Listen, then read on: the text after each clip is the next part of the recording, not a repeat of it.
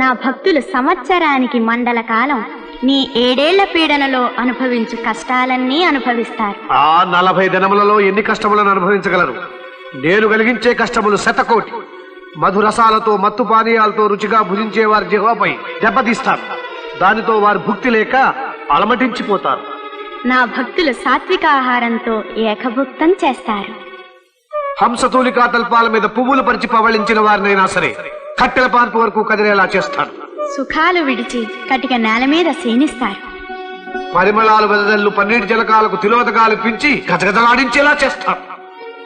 ఉభయ సంధ్యలలోనూ పన్నీటికి బదులు చన్నీటి స్నానాలు భక్తి శ్రద్ధలతో ఆచరిస్తారు.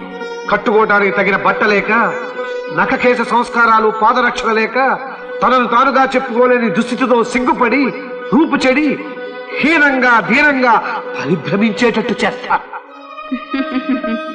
నీకిష్టమైన రంగు నలుపు కదా.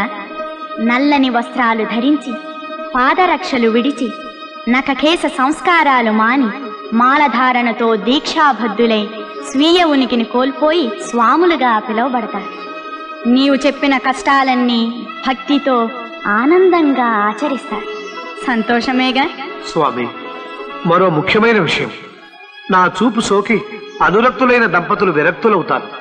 కఠోరమైన బ్రహ్మచర్య వ్రతాన్ని అవలంబించి స్వామియే శరణమయ్యప్ప అని శరణు ఘోష చేస్తూ అడవుల వెంబడి పాదచారులై నా దర్శనార్థం వస్తారు. అటువంటి నా భక్తులను నీవెప్పుడూ పట్టి పీడించరాదు. శుభయోగములనే కలిగించాలి. ఇది నా ఆజ్ఞ. ధర్మశాస్త్రావతారమైన నీ శాసనము నాకు శిరోధార్యం.